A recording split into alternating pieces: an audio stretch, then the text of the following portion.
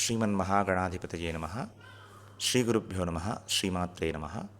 జయ జయశంకర, హర హర శంకర. పరమేశ్వరుడు ఆరాధనకు విశేషమైన వారాలు, తిథులు, పర్వాలు, మాసాలు ఎన్నో మన పురాణాల్లో ఋషులు మనకు అందించారు. పరమేశ్వరుడి ఆరాధన ప్రతిరోజు చేయడం అతి విశేషం. ప్రతి మానవుడి కర్తవ్యం అది. కానీ ఈశ్వరారాధన విశేష ఫలితాలు కొన్ని రోజుల్లో మనకు అందిస్తుందనేది ఆరోక్తి. అలా సోమవారం చేసిన ఈశ్వరారాధన ప్రదోషకాలం అనగా సూర్యాస్తమయం పిమ్మట, సూర్యాస్తమయానికి 2 ముహూర్తాల కాలం అనగా 6 గంటలకి సూర్యాస్తమయం అయితే 5:30 నుంచి 7:30 వరకు 3 గంటల పర్యాయం అనగా 4 ముహూర్తాల సమయం, దాన్ని నిత్య ప్రదోషం అంటారు. ఆ సోమవారాల్లో ప్రదోషకాలంలో చేసిన ఈశ్వరారాధనకి అతి విశేషమైన ఫలం ఉంటుంది. అమ్మవారు అయ్యవార్లు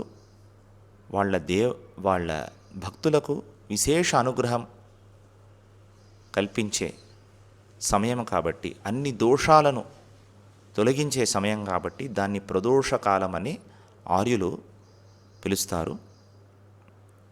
అదేవిధంగా మనకు ప్రతి మాసంలో శుక్లపక్షము, కృష్ణపక్షమని ఉంటున్నది. శుక్లపక్షంలో త్రయోదశి తిథి వచ్చే దినాన్ని పక్షప్రదోషం అంటారు.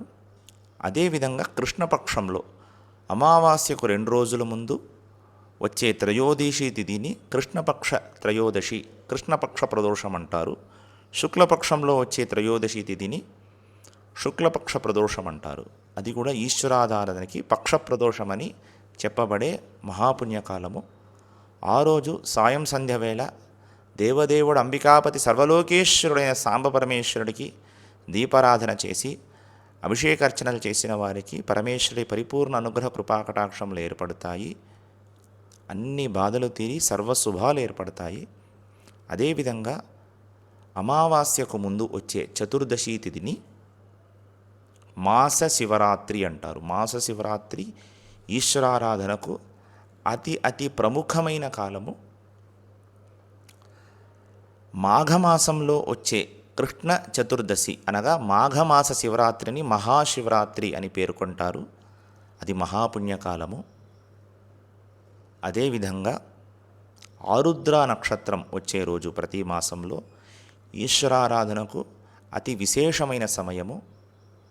పౌర్ణమి తిథి వచ్చే రోజు ఈశ్వరారాధనకు, అమ్మవారి ఆరాధనకు అతి విశేషమైన సమయము.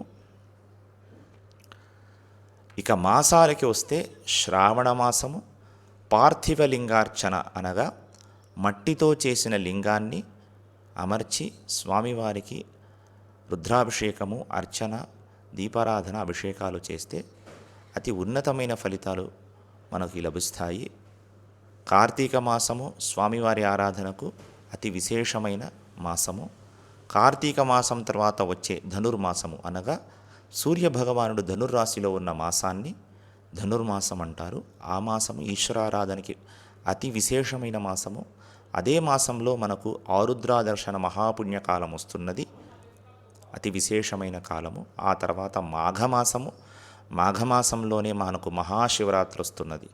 కావున ఈ పర్వాలు, తిథులు, వారాలు, మాసాలు ఈశ్వరారాధనకు అతి విశేషమైన సమయము.